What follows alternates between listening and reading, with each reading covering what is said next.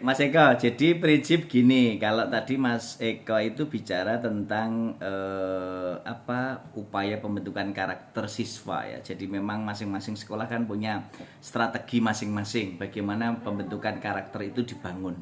Tapi memang kata kunci ke utama untuk bisa bentuk karakter itu keteladanan. Nah, kalau sikap yang tadi ceritakan Mas Eko tadi, kondisi di sekolahnya seperti itu, saya bisa memang punya gambaran dan kondisi itu, dan di Jogja saya paham itu. Nah, tetapi proses itu tentu masing-masing sekolah kan punya platform ya, punya karakteristik yang memang ditentukan oleh yayasan dan punya style yang berbeda-beda. Nah, tetapi itu juga menjadi salah satu bagian penting bagaimana kita bisa memetakan bagaimana orientasi sikap yang akan dibangun.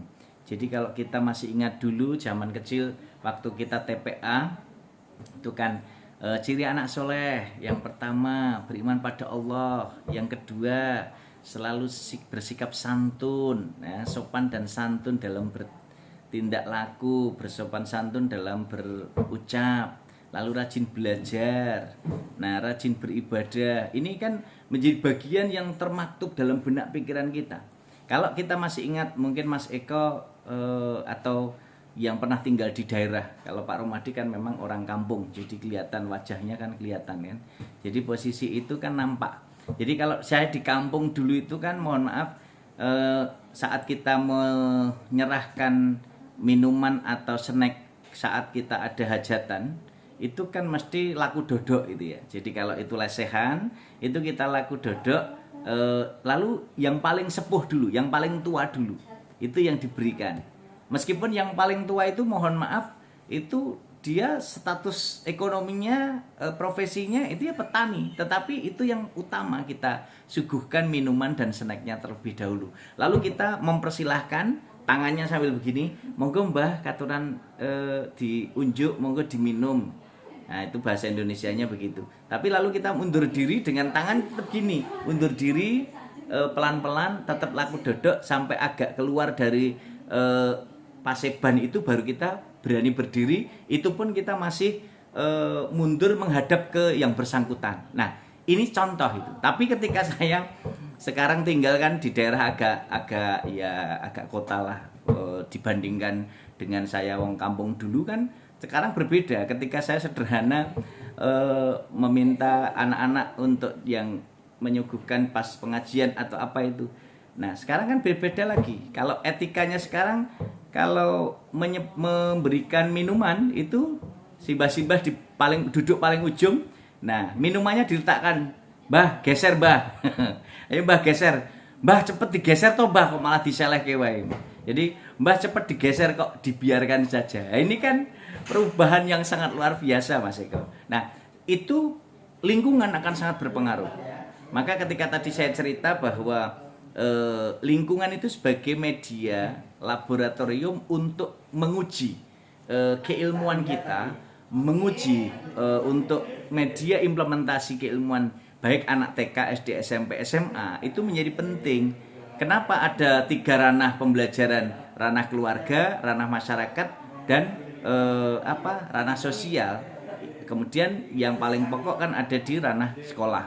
Nah, jadi ranah keluarga dan ranah sekolah ini penting untuk saling berkoordinasi. Nah, saat ini di era pandemi Mas Eko, ini kan orang tua diuji betul bagaimana menjadi guru. Nah, karena sekarang guru kan menjadi tugas limpahan dari guru yang sesungguhnya di sekolah ke orang tua. Dan guru sejati itu ya orang tua itu. Sejak lahir pertama kan beliau-beliau yang jadi guru. Nah, inovasi-inovasi yang dilakukan oleh guru-guru orang tua ini kan sudah luar biasa. Kalau teman-teman lihat, ini siapa yang sudah punya putra ya? Mbak Eni sudah punya putra? Sudah. Nah, kalau Mbak Eni sudah pernah punya putra kan gini, Mbak Eni putranya anget. Pertama kan Mbak Eni lakukan dikompres. Nah, lalu dikompres pakai air yang diletakkan di jidatnya, atau mungkin taruh di tempat yang memang agak panas gimana. Setelah itu nggak berefek, lalu Mbak Eni kan berusaha mencari solusi yang lain. Coba dicarikan obat ke apotek. Ke apotek juga masih panas terus. Lalu dilakukan upaya ke dokter. Dokter biasa masih belum, akhirnya ke dokter ahli. Dokter ahli belum, akhirnya masih panas. Kok panasnya tambah? Baru ke rumah sakit. Nah, ini kalau kita lihat, Mbak Eni itu sebagai guru kan sudah melakukan kegiatan tindakan yang luar biasa.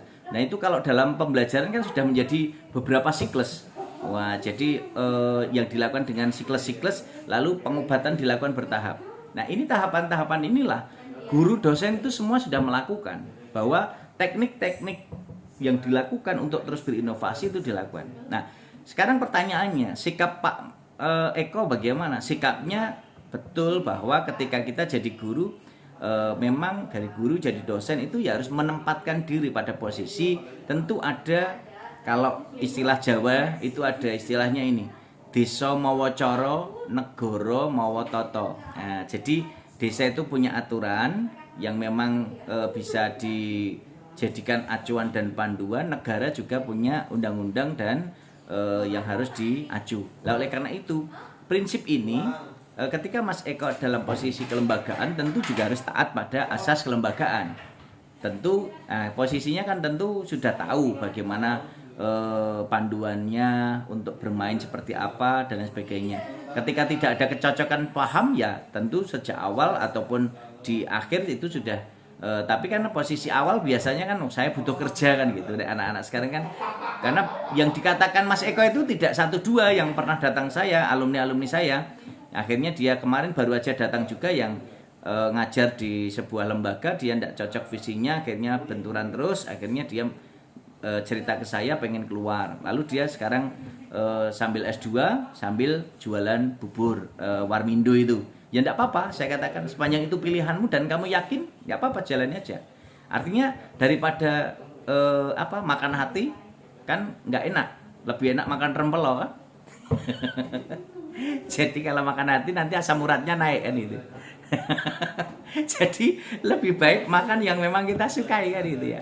Nah, oleh karena itu Mas Eko, pilihan itu di semua tempat ada, dan teman-teman saya yakin di masing-masing dunia kerja itu ada plus minusnya ya. Cuma pesan saya tadi, bagaimana kita menempatkan diri, komitmen, sepanjang komitmen kita, visi kita adalah untuk kelembagaan, insya Allah aman, dan tentu itu tidak akan terpengaruh dalam konteks apapun. Nah, dan kita memberikan sinergi kinerja yang terbaik. Jadi kalau kaitannya dengan Pak Eko tadi menantang dan sebagainya, ya sikap seorang guru tentu itu memang harus dihindari. Meskipun terlepas dari apapun, itu saya juga memaklumi, wajar, karena Mas Eko sudah tua kan, jadi masih mudah terpantik dengan semosi-semosi yang memang menarik kan gitu. Kelihatannya kan menarik kalau gitu, kayak kalau kita di jalanan itu loh, diglayer sekali, glayer ulang, ngek.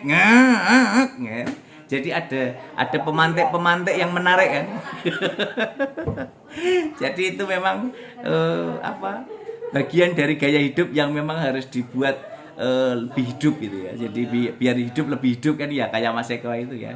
Jadi memang kayak tadi yang saya ceritakan, salah satu guru yang memang bercerita tadi. Nah, ini menjadi salah satu bagian yang tentu tidak bisa dilepaskan. Oleh karena itu, untuk Mas Eko dan juga teman-teman yang lain, dimanapun kita ditempatkan, prinsipkan ya, berprinsiplah seperti akar. Pakai ilmunya akar. Akar itu tak pernah nampak, tapi dia mensuplai kehidupan untuk pohon, dahan, daun, dan akhirnya bisa memberikan buah, dan buah itu bisa dipetik orang, memberikan nilai kemaslahatan, dan akhirnya yang memetik juga bisa senyum 228. Lalu kalau memetiknya banyak bisa dibagi-bagikan yang lain. Lalu bijinya itu dilemparkan ke pot bunga, nanti bisa tumbuh berkembang. Kalau itu nanti bisa bagus tempatnya, bisa berbuah lagi, bermanfaat lagi. Akhirnya terus. Nah, akar tidak pernah protes bahwa akar harus nampak di atas. Kalau akar nampak di atas, mati. Ya. Berarti kalau dibalik kan sudah tidak dapat menyerap apapun kan. Akhirnya mati kan. Nah, makanya bagaimana kita bersikap dimanapun tempat bekerja kita harus bersikap seperti akar. Tetapi ketika kita jadi daun, ya betul-betul jadi daun yang tidak merugikan, daun yang bisa ngayomi, daun yang betul-betul bisa segar. Nah, jadi dahan juga dahan yang kuat, ranting-ranting yang kuat. Jadi kita saling meningkatkan super team itu. Nah, artinya apa? Kita bisa memberikan kontribusi yang terbaik dimanapun, kapanpun, dengan sikap-sikap bijak kita. Insya Allah dengan begitu kita akan bisa mengikuti jejak alur. Seperti ketika kita belajar dari pohon bambu. Itu untuk menancapkan, untuk dia menjulang tinggi ke atas, pohon bambu itu kan menancapkan akarnya sampai 2-3 tahunan kalau tidak salah, kalau saya amati itu. Nah, dalam proses menancapkan akar kuat mereka, baru mereka bergerak pelan-pelan menjulang ke atas. Sampai di atas, dia akan merundukkan ujungnya. Sehingga tetap sabar, bijak, rendah hati, dan akhirnya tidak sombong. Meskipun saya tahu teman-teman S3 PBI ini orangnya baik hati dan tidak sombong. Suka menabung lagi ya. Nah, itu yang menjadi pemantik-pemantik kita. Sehingga dari konsep itulah yang harus kita bangun. Seperti Mas Eko. Jadi prinsipnya untuk semuanya saja kita harus bisa, ya namanya dunia kan, semua problematika mesti ada. Kelebihan, kekurangan. Tetapi yang terpenting kita sadari, kita lakukan evaluasi bahwa setiap hal itu punya kelebihan, punya kekurangan. Nah, ketika melihat orang lain, lihatlah kelebihannya untuk pemantik semangat kita. Kalau melihat diri sendiri, lihatlah kekurangan dan kelemahan kita. Sehingga pemantik itu akan menjadi bagian terindah untuk bisa menjadi satu kesatuan. Dan kalau kalian sudah tahu teman Anda punya kelemahan, ya nggak usah diutak-atik kelemahan itu. Lihatlah kelebihannya. Wis tahu kalau anak itu misalnya mungkin secara bajunya atau misalnya dari sisi berat badannya gitu, kamu sekarang menjadi orang yang berbobot ya, keren sekali gitu ya. Nah, jadi ya nggak usah digitu-gitukan banget gitu ya.